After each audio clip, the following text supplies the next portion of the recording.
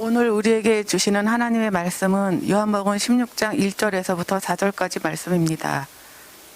내가 이것을 너희에게 이름은 너희로 실족하지 않게 하려 함이니 사람들이 너희를 출교할 뿐 아니라 때가 이르면 무릇 너희를 죽이는 자가 생각하기를 이것이 하나님을 섬기는 일이라 하리라. 그들이 이런 일을 할 것은 아버지와 나를 알지 못함이라. 오직 너희에게 이 말을 한 것은 너희로 그때를 당하면 내가 너희에게 말한 이것을 기억나게 하려 하며 처음부터 이 말을 하지 아니한 것은 내가 너희와 함께 있었음이라. 요즘에는 그런 말을 잘 하지는 않습니다만 제가 어릴 때만 해도 어른들이 어린 아이들에게 농담으로 이런 말씀을 종종 하셨어요. 너 다리 밑에서 주워왔다 뭐 이런 얘기요. 보통 그런 얘기 들으면 아이들은 충격을 받습니다. 저도 기억이 나요. 그러니까 이렇게 동네 어르신들이 모여있는 자리에서 어른들이 막 웃으면서 저한테 그 얘기를 하시는 거예요. 저 입장이 굉장히 심각한 얘기가 됐는데 얘기하시는 분들은 다 웃으면서 얘기하시니까 그게 더 막 화가 나고 막 답답했던 기억이 납니다. 집에 가서 어머니께 한번 여쭤봤어요. 저 진짜 다리 밑에서 주워왔냐고. 아니래요. 그래서 저는 그냥 안심하고 그냥 그렇게 지냈습니다. 자, 이제부터 이제 가정을 해서 한번 얘기를 해보죠. 자, 어떤 아이가 똑같은 얘기를 들었어요. 동네 어른들한테. 그 아이 스스로 생각할 때, 정말 나는 주워왔나? 그러니까 다리 밑에서 주워왔나? 우리 엄마가 나를 낳은 게 아닌가라고 이제 생각을 했다고 가정을 해보죠. 근데 나를 주워온 엄마 치고는 나를 굉장히 사랑하고 아껴주세요. 그러니까 별로 신경 쓰지 않고 이렇게 하루하루가 지나갔습니다. 또 어느 날인가 이제 혼날 만한 일을 했어요. 그날 따끔하게 엄마한테 혼이 났습니다. 그러고 얘가 방에 가서 곰곰이 생각하는 거예요.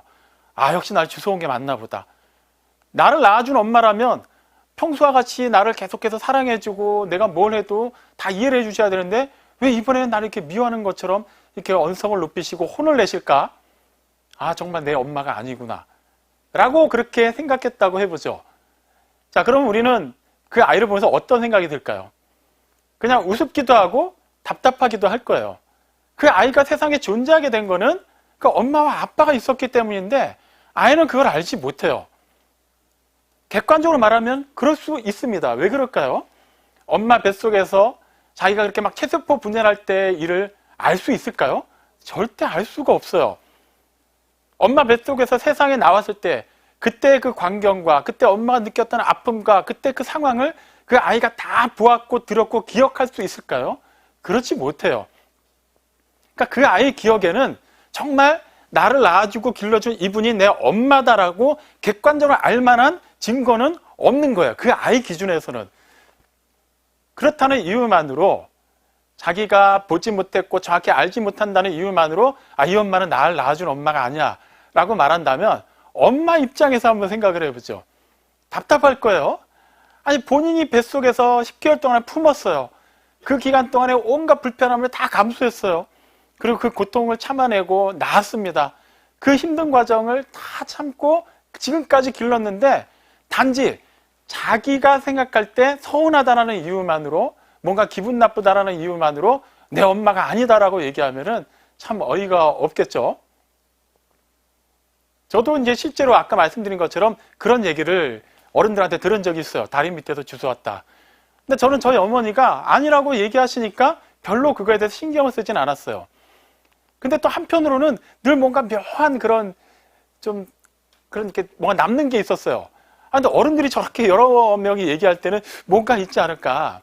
근데 초등학교 입학하면서 그거에 대한 의구심은 깨끗하게 사라졌습니다. 한 번은 이제 하교하는 길에 같은 방면으로 가는 친구들과 이렇게 오면서 이런저런 얘기하다가 어떻게 그 얘기가 나온 적이 있었어요.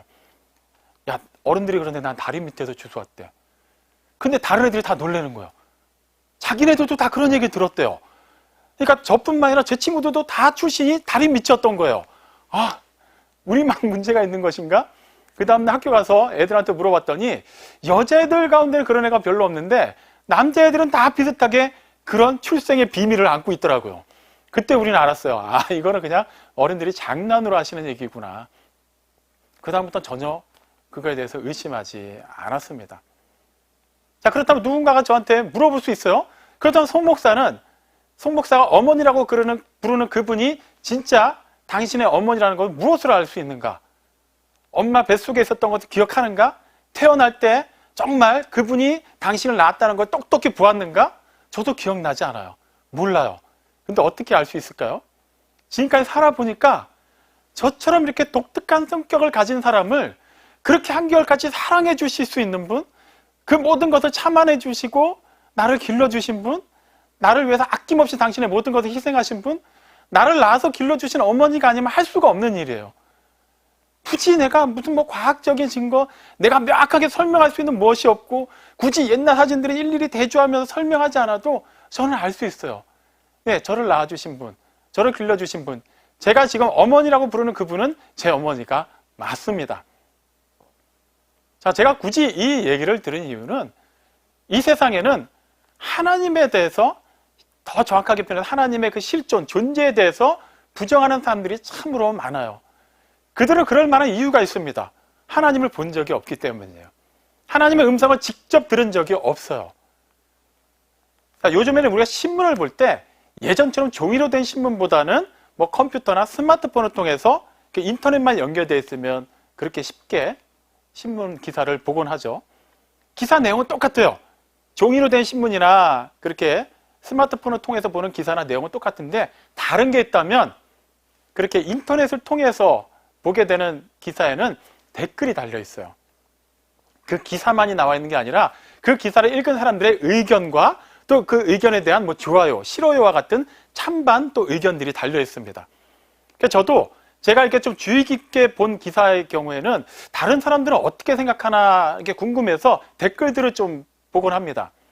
그러다 보니까 어느 정도 이제는 예상이 가능한 그런 능력이 생겼어요. 무슨 말인지 알면 어느 기사의 내용을 읽거나 심지어 어떤 경우는 기사의 제목만 보고도 아, 이런 댓글들이 달리겠다라는 그런 예상이 돼요. 보통 그런 예상은 확인해 보면은 거의 맞아떨어집니다. 예를 한번 들어보죠. 어느 지역에서 전쟁이 일어났다, 자연재해가 일어났다, 아니 지금과 같은 팬데믹 때문에 또 많은 사람들이 세상을 떠났다, 아니면 어디선가 총기 사건으로 인해서 무고한 시민들이 생명을 잃었다, 이렇게 좀 사람들의 생명과 관련해서 좀 이슈가 되는 기사가 실리면은 댓글들 가운데는 분명 이런 댓글이 달립니다. 이게 바로 하나님이 없다는 증거다. 하나님이 계시다면 어떻게 이런 일이 일어날 수 있는가? 어떻게 이렇게 극악무도한 사람이 세상에 존재할 수가 있는가? 하나님이 안 계시다라는 뜻이다. 여러분은 어떻게 생각하십니까? 정말 하나님이 계시다면 무조건 다 좋은 일만 일어나야 된다고 생각하시나요? 어떻게 보면 틀린 생각은 아니에요. 원래 하나님께서 천지를 창조하시고 에덴 동산을 지으시고 그곳에 당신의 형상을 따라서 사람을 만드시고 두셨을 때만 해도 우리가 생각하는 그러한 세상이 분명히 존재했습니다.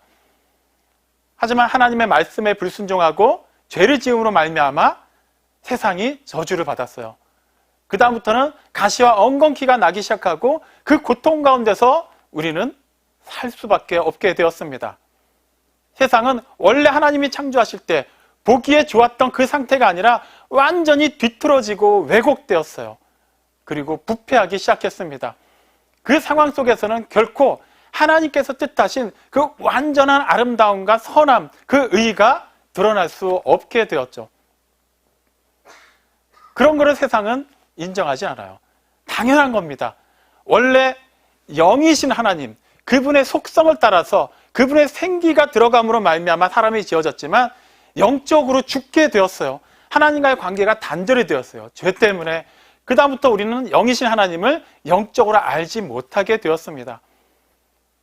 그래서 우리는 하나님을 볼 수 없고 하나님의 음성을 들을 수 없기 때문에 하나님의 그 존재에 대해서는 부정하는 것이 당연한 우리의 속성이 되었어요. 하지만 로마서 1장 19절 20절에서는 분명히 얘기하고 있어요. 사람들 속에 하나님을 알만한 것을 두셨다고 말이죠. 대표적인 게 무엇인가요? 하나님의 그 영원하신 능력과 신성은 그분이 지으신 모든 만물을 통해서 드러나고 있기 때문에 그것을 보는 사람들은 반드시 깨달아 알 수밖에 없는 그런 능력이 우리에겐 주어졌습니다. 그러니까 쉽게 말하면 이거예요. 하나님이 어떻게 생기셨고 음성이 어떻고 또 정확히 어떠한 일을 하시는지는 알 수는 없지만 희미하게나마 하나님의 존재에 대해서는 알 수 있게 하셨다는 거예요. 다시 말하면 원인과 결론에 대해서 하나님께서 분명히 알려주신 거예요. 세상에 존재하는 모든 것, 그것은 어느 날 갑자기 진공 상태에서 빵 하고 새롭게 생겨난 게 아니에요. 분명히 그것이 시작이 있었고 그 시작에는 그 시작을 가능하게 한 분이 계셨기 때문에 우리 눈에 드러난 모든 것이 존재하게 된 것이죠. 물론 무신론자들 입장에서는 다른 것으로 설명을 하려고 해요. 빅뱅 이론이라는 것 통해서 그냥 작은 입자가 폭발하고 거기서부터 하나하나가 또 새로워지고 진화를 하고 거듭나면서 지금과 같은 상황이 연출되었다라고도 말하죠. 그 외에도 여러 가지 과학적인 방법으로 그 기원에 대해서 설명을 하려고 노력을 해요. 하지만 어느 누구도 완벽한 답을 제시하지는 못합니다. 하나님께서는 분명히 창세기 1장 1절 성경 처음부터 정확하게 말씀하셨어요. 태초에 하나님이 천지를 창조하시니라. 창조주 하나님, 영원히 살아계신 하나님이 계시고 그 외 모든 것은 하나님 이후에 생겨난 피조물이라는 것을 엄연하게 그 관계를 말씀해 주셨어요. 하나님은 분명히 계십니다. 다만 우리가 알지 못한다는 이유만으로 내가 생각할 때 하나님이 계시다면 이러한 일이 일어나야 되는데 일어나지 않는다는 이유만으로 하나님의 존재를 부인한다면 이것은 처음에 말씀드린 것처럼 어머니가 계시고 아버지가 계시기 때문에 그 자녀가 존재함에도 불구하고 자기가 어떻게 생겨났는지 기원에 대해서 정확히 이해하지 못한다는 이유만으로 자신이 있게 된 그 원인인 부모님의 존재를 부인하는 것과 같은 것이 되는 거예요. 어리석은 생각이 되는 것이죠. 그러니까 우리는 하나님은 반드시 살아계시다는 것, 분명히 살아서 영원히 살아계시는 전능하신 창조주 하나님이시라는 것을 기본 전제로 하고 그 다음을 또 살펴볼 필요가 있어요. 자, 욥기 내용을 보면 욥과 친구들이 막 열심히 막 이렇게 논쟁을 펼치죠. 그러다가 38절부터 42절에는 하나님의 말씀이 기록되어 있습니다. 하나님의 말씀이 시작되는, 또 본격적으로 시작되는 그 38장 4절은 하나님이 욥에게 그 폭풍 가운데 질문을 던지면서 시작을 해요. 어떤 질문이냐면 내가 땅에 기초를 놓을 때 너는 어디에 있었느냐. 자, 하나님은 살아 계시는데 단지 그냥 하나님은 살아 계신다라는 차원에서 그 다음 단계를 생각하게 하십니다. 하나님과 우리는 완전히 차원이 다르다라는 거예요. 그러니까 하나님의 전지전능하심과 사람의 전적인 무력함을 분명하게 대조시키면서 그 다음 단계에서 우리는 하나님에 대한 이해폭을 넓혀가야만 해요. 세상은 하나님이 계시다면 왜 이런 일이 벌어지는가? 내가 생각할 때는, 다시 말하면 세상이 말하는 신관은 인본주의적 신관이에요. 내가 신의 자리에 올라가 있는 거예요. 내가 하나님이라면 이렇게 안 할 것 같은데, 그런데 이렇게 하고 있기 때문에, 내가 하나님이라면 이렇게 할 것 같은데 그런데 이렇게 안 되고 있기 때문에 하나님은 안 계시는 거야. 하나님이 계신다더라도 내가 인정하지 않겠다라는 거예요. 자, 그러면 우리는 어떤가요? 자, 우리는 일단 하나님이 살아 역사하시는 전능하신 창조주 하나님이심을 믿습니다. 우리는 그들과는 분명히 다르다라고 얘기할 수 있어요. 하지만 우리가 가지고 있는 하나님에 대한 그 이미지도 어쩔 때 보면은 하나님을 부인하는 세상과 크게 다르지 않은 것을 볼 수 있습니다. 예를 들면 이런 식이죠. 내가 지금까지 그렇게 기도했는데 왜 내 기도에 대해서는 응답하시지 않는 것일까? 내가 봤을 때 우리 교회는 괜찮은 교회인데 왜 우리 교회 안에는 끊임없이 문제가 생기는 것일까? 우리 가정은 다 예수 믿는데 우리 집안은 몇 대째 신앙인인데 왜 우리 가정에는 그 해결되지 않는 문제로 인해서 여전히 아픔이 있고 가족들 간에 그렇게 어려운 관계가 지속되어야만 하는가? 그 배경도 뭐죠? 내가 하나님이라면 당연히 복을 주셔야 되는데, 이 문제를 해결해 주셔야 되는데, 해결해 주실 때 지금 해결해 주셔야 되는데 그렇게 하지 않으시니까 하나님은 지금 뭐 하고 계시는 거지? 그렇게 생각하는 거예요. 그것도 마찬가지입니다. 우리가 하나님의 자리에 올라가 있는 거예요. 그 부분에 대해서 이사야 선지자는 분명히 얘기합니다. 하나님께서 선지자를 통해서 사람들이 착각하고 있는 것을 확실하게 찔러서 얘기해요. 55장 9절에 보면 하늘이 땅에서 높음과 같이 나의 길은 너의 길보다 높고 나의 생각은 너의 생각보다 높다라고 하나님께서 말씀하세요. 그래, 너희는 생각할 수 있는 존재가 맞다. 하지만 분명히 알아야 되는 것은 너희가 아무리 고차원적인 생각을 해도 나의 생각에는 결코 미칠 수가 없다. 너희가 생각할 때 아무리 의로운 길, 아무리 바른 길, 아무리 정답이라고 생각하는 길을 간다 할지라도 그 길은 늘 내가 생각하는, 내가 의도한 길과 같을 수가 없다라고 말씀하시는 거예요. 우리는 그 부분을 분명하게 알아야만 해요. 하나님을 그런 맥락에서 이해하지 못하고 단지 내가 오랫동안 신앙생활을 했기 때문에, 내가 성경을 많이 봤기 때문에, 내가 교회에서 이러이러한 직분을 가지고 있기 때문에 내가 가지고 있는 하나님에 대한 정의, 기준이 맞다고 생각한다면 그것은 이미 내가 하나님 자리에서 내 스스로를 우상으로 세워놓고 있다는 증거가 될 것입니다. 그렇기 때문에 우리는 세상을 살아가면서, 세상에 속해 있으면서 세상과 어울리는 것에 있어서 전혀 거리낌을 느끼지 않는다면, 전혀 불편함을 느끼지 않고 이질감을 느끼지 못한다면 그것은 하나님의 복이라고 생각하면 안 돼요. 오히려 하나님의 심판 가운데 있다는 것을 깨달아야만 합니다. 분명히 하나님의 생각은 우리의 생각과는 달라요. 높습니다. 하늘이 땅에서 높은 같이 아예 하나가 될 수 없어요. 근처도 갈 수 없어요. 그렇다면 우리가 하나님께 속한 사람이라면 당연히 이 세상, 하나님을 부정하는 이 세상 속에선 우리는 반드시 이방인의 심정을 느껴야만 해요. 반드시 뭔가 다르다는 것을 알아야만 해요. 불편함을 느껴야만 해요. 그런데 아무렇지도 않아요. 그냥 세상 친구들과 어울리는데, 여기서 이제 오해하시면 안 되는 게, 그러니까 꼭 교회 다니는 사람들하고만 어울리라는 얘기가 아니라 우리가 살아가면서는 일반적인 성도들 외에 실제 그렇지 않은, 예수를 구세주로 영접하지 않은 사람들이 더 많이 접할 수밖에 없습니다. 그들을 막 대책 없이 미워하는 게 아니에요. 그들은 사랑을 해야 되는 존재입니다. 그들에게는 하나님의 사랑을 전해야만 해요. 하지만 그 과정에선 반드시 충돌이 날 수밖에 없어요. 근데 우리가 그들과 어울리면서 전혀 불편함이 없다? 그들이 우리를 보면서 와, 너는 예수를 믿는다고 하는데 우리랑 똑같아서 너무 좋다라는 그런 평판을 받는다면 오히려 그것은 칭찬이 아니라는 것을 알아야만 합니다. 자, 우리 이제 순차적으로 지금 보고 있습니다. 하나님은 영원히 살아계시는 전능하신 창조주 하나님이세요. 그분의 생각, 그분의 길은 우리와는 다릅니다. 그분의 그 전능하심에 비춰서 우리는 그냥 무기력한 정도가 아니라 아무것도 아닌 존재들이에요. 자, 그 다음 단계가 뭐죠? 그런데도 불구하고 하나님이 우리를 택하여서 사랑해 주셨다는 거예요. 하나님의 그 사랑, 하나님의 그 절대적인 주권이 원래 하나님과 하나가 될 수 없고 그 하늘과 땅처럼 전혀 하나가 될 수 없는 완전히 분리된 우리를 하나님 품으로 다시 품어주셨다는 거예요. 우리는 그걸 이해할 수가 없어요. 알 수가 없어요. 이사야서 55장 9절 말씀 그대로예요. 하나님의 생각이 우리의 생각보다 높기 때문이에요. 어떻게 그렇게 하실 수가 있을까? 내가 하나님이라면 그렇게 못할 것 같은데, 내가 하나님이라면 내 말을 듣지 않고 그렇게 죄 가운데 빠지면 그냥 없애버리고 다시 새로운 인류를 창조할 것 같은데 하나님은 그렇게 하지 않으세요. 기가 막힌 일이죠. 하지만 우리는 그것을 이해하지 못한다고 해서 그것을 답답해할 이유가 없습니다. 왜 그럴까요? 정말 우리가 원하는 대로 하나님께서 그렇게 역사하신다면 우리는 정말 이 세상에 살아있을 수 없기 때문이에요.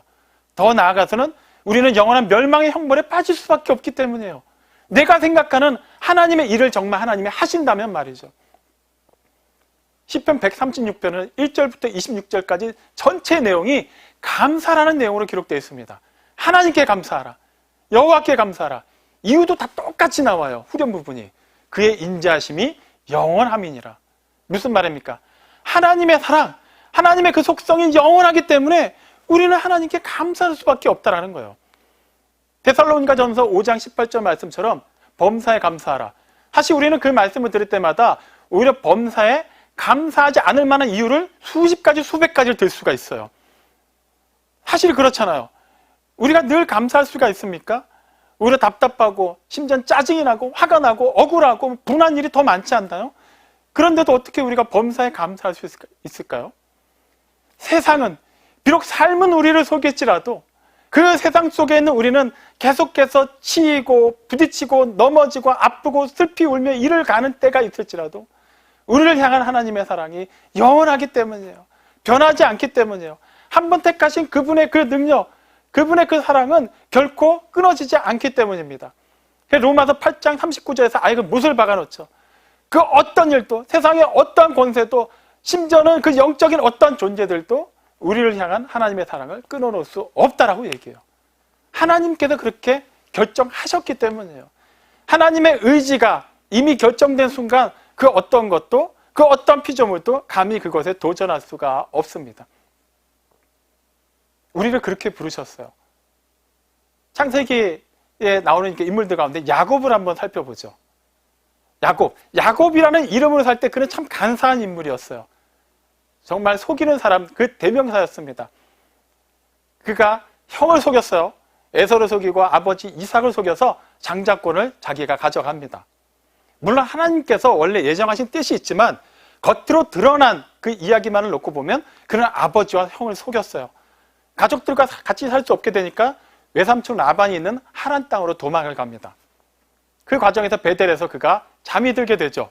그때 꿈에서 하나님이 나타나서 말씀하세요. 창세기 28장 15절에 보면 내가 어디로 가든지 내가 너와 함께 할 것이다. 내가 너를 지키고 보호할 것이다 라고 말씀하십니다. 사실 우리 입장에서 이해가 안 돼요.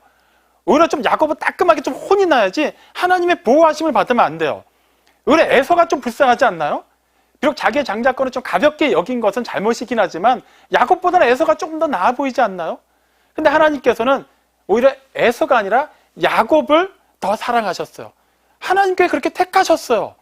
우리는 그거에 대해서 뭐라고 말할 수 없습니다. 왜 그럴까요?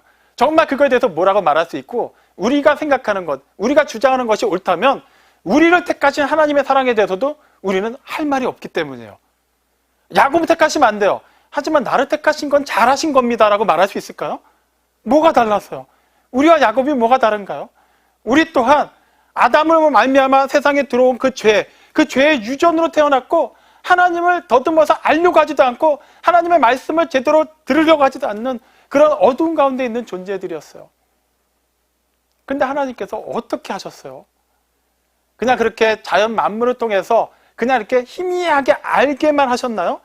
그렇게 알아도 뭐가 달라질까요? 완벽하게 달라지지 않아요. 분명히 절대자는 있구나, 창조주는 있구나까지는 나갈 수 있지만 그 창조주가 나를 향해서 어떠한 뜻을 가지고 있는지는 자연을 통해서는 알 수 없어요. 그래서 하나님이 어떻게 하셨나요? 말씀만 주신 게 아니라 말씀이 직접 육신이 되어 우리와 같은 사람으로 세상에 오셨어요. 인격으로 오셨어요. 그리고 직접 사랑으로 우리를 다 품어주셨고 사랑으로 우리의 모든 죄를 지시고 십자가에 달려 돌아가셔서 우리의 죄를 대속하셨어요. 그렇게 죽고 끝나신 게 아니라 부활하셨죠. 영원히 살아계시기 때문에 이제 우리의 죄의 문제는 단회적으로 그냥 끝나고 그 다음에 또 다른 구세주가 필요한 것이 아니라 영원히 그 죄사함의 은혜를 누리게 된 거예요. 다시 야곱의 이야기로 돌아가 보죠. 자, 그래서 그 절대적인 하나님의 주권에 의해서 야곱이 선택받았습니다. 하나님께서 보호하시겠다고 했어요. 그래서 그가 어떻게 됐나요? 그 다음부터 그의 삶을 보면 정말 고생문이 그대로 열려 있었죠. 20년 동안 외삼촌 라반한테 속아서 고생이란 고생은 다 했어요. 원래 라헬만을 사랑했는데 의도치 않게 아내가 4명이나 되어버렸어요. 아내가 4명입니다. 그 가정이 평안할까요? 아무리 둘은 자매고 또 둘은 뭐 시녀였고 해도 그 안에서 그 암투와 그 서로만 미워하고 증오하고 남편을 독차지하기 위한 그 얘기 우리는 이미 다 알고 있죠. 가정이 결코 평안하지 않았을 거예요. 나중에 하나님 말씀을 주시죠. 고향으로 돌아가라고. 근데 고향으로 돌아가는 길에 어떤 일이 일어나나요? 천사 만나서 씨름을 하는데 허벅지 아래 뼈가 그냥 완전히 그냥 부러져요. 평생 그냥 절뚝거리면서 남은 인생을 살았어요. 그리고 헤브론에 돌아와서 정착을 했는데 사랑하는 딸 디나가 그 땅에서 굉장히 험한 일을 당하게 되죠. 그 자기의 첫째 아들은 자기의 부인 가운데 한 명과 동침하는 일까지 일어났어요. 그리고 가장 아끼는 아들 요셉을 잃었습니다. 그의 이름이 이스라엘이라고 하나님과 겨뤄 싸워 이겼다라는 그런 영광스러운 이름을 바꾸고 난 뒤에도 그의 삶을 놓고 보면 정말 하나님이 보호하시는데 하나님이 그와 함께 하시는데 이런 일이 왜 일어나지 싶은 그런 일들만 일어나요. 우리가 볼 때는 그래요. 그런데 하나님께서는 우리가 볼 때 이해가 안 되는 그 일들 하나하나를 통해서 그분이 계획하신 구속사를 이루어 가십니다. 야곱을 통해서 이스라엘이라는 나라를 이루게 하세요. 그리고 그 나라를 통해서 이 세상의 모든 죄를 구원할 하나님의 아들이 세상에 오는 그런 통로를 삼으십니다. 그리고 그 은혜로 우리가 지금 하나님의 자녀가 되었죠. 우리는 이런 과정을 통해서 우리가 하나님을 이해하는 것이 얼마나 또 그 폭이 좁은지를 확인해야만 해요. 우리는 정말 하나님이 함께 하시면 어떤 일이 일어날까에만 관심이 많아요. 잘 돼야 되지 않을까? 하나님이 함께 하시니까 복을 받아야 되지 않을까? 하지만 성경이 초지일관 얘기하는 것은 순서가 바뀌어 있습니다. 어떠한 상황 가운데서도 하나님이 함께 하시는 것을 확인하라는 거예요. 그러면 그 다음에 하나님께서 하시겠다라는 거예요. 여호수아서 1장 1절부터 9절까지 말씀을 보면 하나님께서 여호수아에게 주시는 말씀이 기록되어 있습니다. 이제 모세가 아니라 여호수아가 이스라엘 백성들을 데리고 드디어 가나안 땅으로 들어가야 돼요. 정복 전쟁을 벌여야 됩니다. 그런 굉장히 두려움 가운데 있었어요. 그는 원래 그렇게 용기가 없는 사람이 아니었어요. 근데 왜 두려워했을까요? 모세를 따라서 40년 동안 광야 생활을 해보니까 이 이스라엘 백성들이 보통 사람들이 아니에요. 툭하면 원망하고 불평하고 어떻게든 막 반란을 일으키려고 해요. 이 사람들을 데리고 그 기골이 장대한 아낙 자손들 또 그 외 가나안 족속들을 상대한다? 이거는 거의 불가능한 미션입니다. 그는 두려웠어요. 그럼 그에게 하나님께서는 그 1절부터 9절까지 사이에 무려 3번에 걸쳐서 강하고 담대하라고 말씀하십니다. 그 이유를 말씀하실 때 그 1장 5절에 이렇게 말씀하세요. 모세와 함께 했던 것처럼 내가 너와 함께 할 것이다. 그러니까 내가 너를 지키고 구하고 절대 너를 떠나지 않을 거니까 두려워하지 마라. 놀라지 마라. 담대하라. 강하라. 내가 그들의 조상들에게 약속한 그 땅을 그들로 하여금 반드시 차지하게 하리라라고 말씀하세요. 차지하게 하리라. 이 여호수아서 1장 6절 말씀을 우리는 잘 새겨드려야만 해요. 하나님께서는 막연하게 겁먹지 마라고 얘기하신 게 아니에요. 내가 하겠다라고 얘기하시는 거예요. 겁먹지 마. 너 그 다음부터 알아서 해라고 얘기하신 게 아니에요. 내가 너에게 두려워하지 말라고 얘기한 이유는 내가 너를 통해서 그 땅을 차지하게 할 것이기 때문이다라는 거예요. 히브리서 13장 5절도 같은 맥락의 얘기를 합니다. 주님께서, 그러니까 하나님께서 나를 도우시기 때문에 그가 그 다음에 얘기를 해요. 사람을 무서워하지 않겠다라는 거예요. 시편 27편 1절 말씀을 인용해요. 내가 무서워하지 않겠다. 하나님이 나를 도우시니까 사람이 내게 어찌하겠는가. 함께 하신다라는데, 나를 보호하신다라는데 뭐가 문제냐라는 거예요. 그는 현실을 인식했어요. 현실 자체는 두려워할 만한 현실이에요. 하나님을 떠나서 내가 봤을 때는 이건 너무나도 무서운 현실입니다. 근데 하나님께서 함께 하시니까 사람이나 환경이 나를 어찌할 수 없다는 걸 알아요. 나를 아프게 할 수 있어요. 스트레스 받게 할 수 있어요. 심지어 죽일 수도 있어요.